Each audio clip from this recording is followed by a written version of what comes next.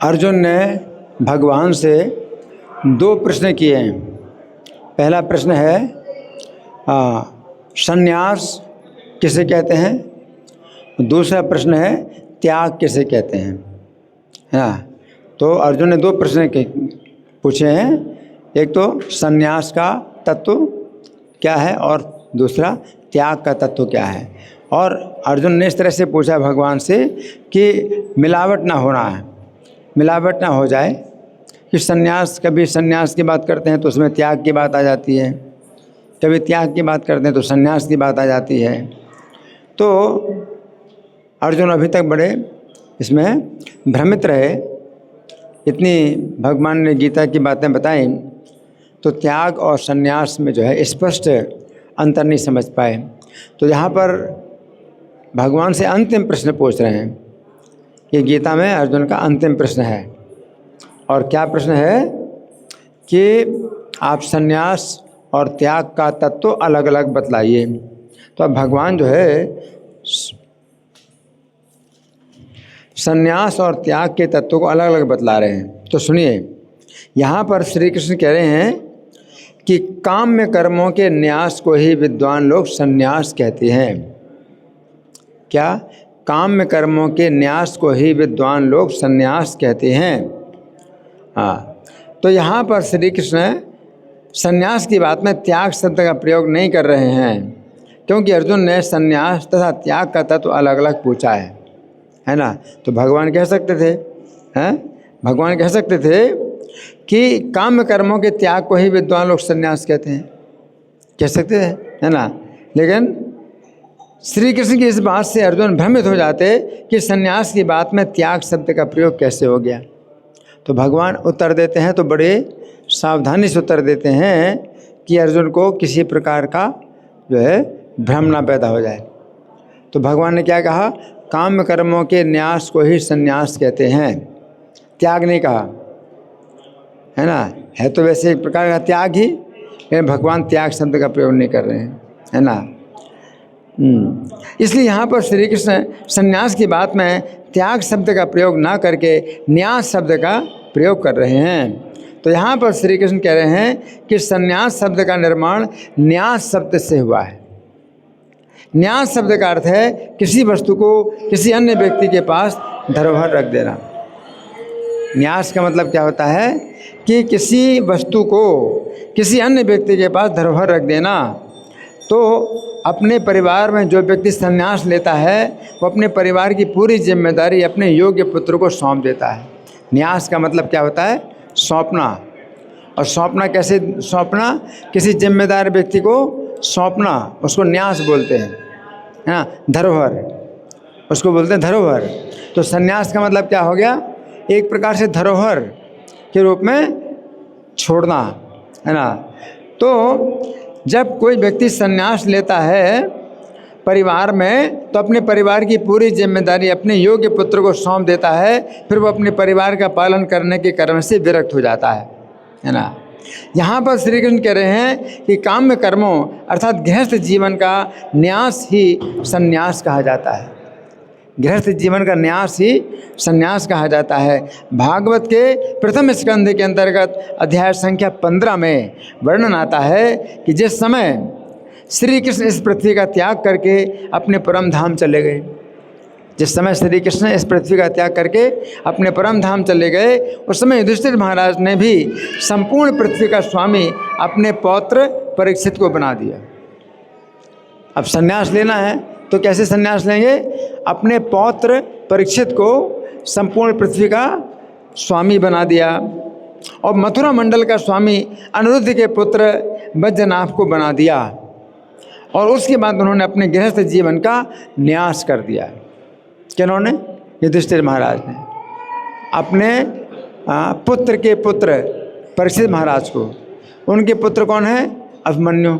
अर्जुन के पुत्र हैं तो उनके पुत्र ही हुए। तो अभिमन्यु के पुत्र हैं परीक्षित महाराज। तो परीक्षित महाराज अपने पौत्र को क्या हस्तिनापुर का स्वामी बना दिया और मथुरा का स्वामी भगवान श्री कृष्ण के पुत्र के पुत्र के पुत्र बैजनाथ को बना दिया, है ना।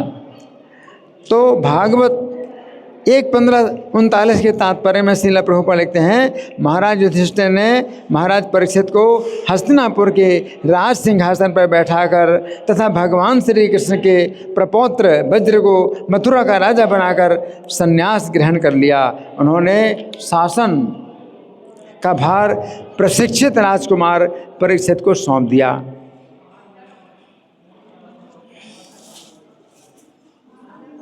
प्रशिक्षित हैं तो ऐसे राजा अपना राज्य छोड़ के नहीं जा सकते जब तक किसी को अच्छी तरह से प्रशिक्षित ना करें। तो प्रशिक्षित राजकुमार परीक्षित को सौंप दिया और स्वयं सन्यासी बन गए। तो आजकल के राजनेता सक्रिय जीवन से विरत नहीं होना चाहते हैं, चाहे वे कितने ही बूढ़े क्यों ना हो जाएं। आजकल के नेता कैसे होते हैं, कितने भी बूढ़े हो जाएं, लेकिन राजनीति से विरत नहीं होना चाहते। परंतु महाराज युधिष्ठिर आदर्श राजा थे, अतः वे स्वेच्छा से प्रशासनिक जीवन से विरत हो गए, जिससे वे अगले जीवन की तैयारी कर सकें। हर व्यक्ति को चाहिए अपने जीवन की ऐसी व्यवस्था करे कि जीवन की अंतिम अवस्था के कम से कम 15-20 वर्ष पूरी तरह भगवान की सेवा में लगाए जा सके। अगर मान लीजिए कि आजकल औसत आयु कितनी है, मनुष्य की आयु कितनी है आजकल है 55 साल। अगर 55 साल है तो 15 साल पहले आप अपना जो पारिवारिक जिम्मेदारियां हैं वो ख़त्म कर दो, ताकि 15 साल तक आप क्या करो, अगले जीवन की तैयारी करो। उससे कहते हैं संन्यास, है ना। तो 15-20 साल पूरी तरह भगवान की सेवा में लगाएं, जिससे जीवन की चरम सिद्धि प्राप्त हो सके। ये सचमुच नादानी है कि जीवन का सारा समय भोग में और सकाम कर्मों में लगाया जाए, क्योंकि जब तक मन भौतिक भोग के लिए सकाम कर्मों में लगा रहता है तब तक भाव बंधन से बाहर निकलने की कोई गुंजाइश नहीं रहती है। तो भागवत 1:5-40 में कहा गया है कि महाराज युधिष्ठिर ने अपने सारे वस्त्र और कमर पेटी और राजसी आभूषण तुरंत त्याग दिए और वे पूर्ण रूप से उदासीन हो गए, प्रत्येक वस्तु से विरक्त हो गए। उस श्लोक के तात्पर्य में श्रील प्रभुपाद लिखते हैं, आध्यात्मिक दृष्टि से शुद्ध होने के लिए महाराज युधिष्ठिर ने राजा के वेशभूषा और वस्त्रों का त्याग करके राजा का ऐश्वर्य त्याग दिया। सन्यासी का केसरिया वस्त्र बताता है कि उसे आकर्षक वस्त्रों से मुक्ति मिल गई है, अतः उन्होंने अपनी वेशभूषा बदल दी, अपने राज्य और परिवार के प्रति उदासीन हो गए और समस्त भौतिक कलमश या भौतिक उपाधि से मुक्त हो गए। लोग सामान्यतया विविध उपाधियों से जुड़े होते हैं, जैसे परिवार, समाज, देश, धन, पद आदि। आधुनिक युग के तथाकथित नेता राष्ट्रीय चेतना से जुड़े रहते हैं, लेकिन वे ये नहीं जानते हैं कि ऐसी मिथ्या चेतना बद्ध जीव की दूसरी उपाधि है। वे लोग मूर्ख हैं जो राष्ट्रीय चेतना में मरने वालों की पूजा करते हैं। लेकिन यहाँ पर महाराज युधिष्ठिर का उदाहरण है, जिन्होंने राजा होते हुए भी ऐसी राष्ट्रीय चेतना से रहित होकर इस संसार से जाने की तैयारी की। तो यहाँ पर श्री कृष्ण कह रहे हैं कि काम में कर्मों अर्थात गृहस्थ जीवन का न्यास ही संन्यास है। राष्ट्रीय चेतना का मतलब क्या है कि हम देश के जो है सेवक हैं, हम देश की सेवा करने वाले हैं, राष्ट्रीय चेतना। इस प्रकार की चेतना में अगर आप शरीर छोड़ेंगे तो फिर क्या है, भव बंधन से छूट नहीं सकते, बार बार जन्म मरण का बंधन बना रहेगा। तो राष्ट्रीय चेतना का त्याग करके कृष्ण चेतना में आना चाहिए। जीवेर स्वरूप हो कृष्ण नित्य दास, जीव का स्वरूप है कृष्ण का नित्य दास होना। तो हम जीवन की अंतिम अवस्था में भगवान से प्रार्थना करना चाहिए कि मम जन्मनि जन्मनि ईश्वरे भवतात भक्ति रहे तो की तो ही, कि जन्म जन्म में मुझे आपकी अहेतु की भक्ति प्राप्त हो, है ना। ये नहीं है कि जन्म जन्म मैं भारत की सेवा करूं, देश की सेवा करूं। लोग इस तरह की चेतना, हम जन्म जन्म इस देश की सेवा करें। तो इस देश की सेवा करने जन्म जन्म तो क्या है, इसी देश में आपको जो है चूहे का शरीर मिल जाए, इसी देश में आप रहेंगे और आपको जो है बिल्ली का शरीर मिल जाए या घोड़े का शरीर मिल जाए। तो देश की चेतना में अगर आप शरीर छोड़ते हैं तो ठीक है, देश के अंदर रहेंगे, लेकिन कोई देश का आप पेड़ बन जाएंगे या वृक्ष बन जाएंगे, क्या बन जाएंगे, क्या फ़ायदा। एक कृष्ण की चेतना में अगर शरीर छोड़ेंगे तो कृष्ण के आप जो है जन्म जन्म क्या करेंगे, सेवक, कृष्ण के जन्म जन्म सेवक बनेंगे, है ना। तो ये जो है संन्यास कहलाता है। संन्यास का मतलब है कि अपनी पारिवारिक जिम्मेदारियों को जो है किसी योग्य व्यक्ति के ऊपर छोड़ करके और आप जो है पारिवारिक जिम्मेदारी से मुक्त हो जाइए और अब केवल कृष्ण की सेवा में लगिए। कृष्ण के नाम का प्रचार करना है, लोगों को कृष्ण का भक्त बनाना, लोगों को कृष्ण साहित्य का वितरण करना है। जारे देखा तारे कहो, कृष्ण उपदेश, जिसको देखो उसको कृष्ण का उपदेश करो। तो ये होना चाहिए। जीवन की अंतिम अवस्था में भी यही काम नहीं करना चाहिए बस हम देश की सेवा में लगे रहें। और देश की सेवा में लगे लगे जब गोली लग जाती है तो फिर देश को छोड़ना पड़ता है। अब देश को छोड़ना पड़ता है तो फिर फ़ायदा क्या है कि आप देश की सेवा में लगे रहे, उसी में आपको जो है गोली लग गई, है ना।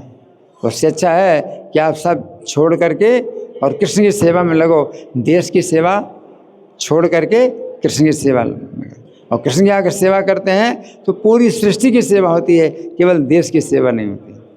क्योंकि कृष्ण पूरी सृष्टि के पालन करने वाले हैं, पूरी सृष्टि का जो है वो रक्षा करने वाले हैं। तो अगर कृष्ण की सेवा करते हैं तो पूरी सृष्टि की सेवा होती है, केवल देश की सेवा नहीं होती, है ना।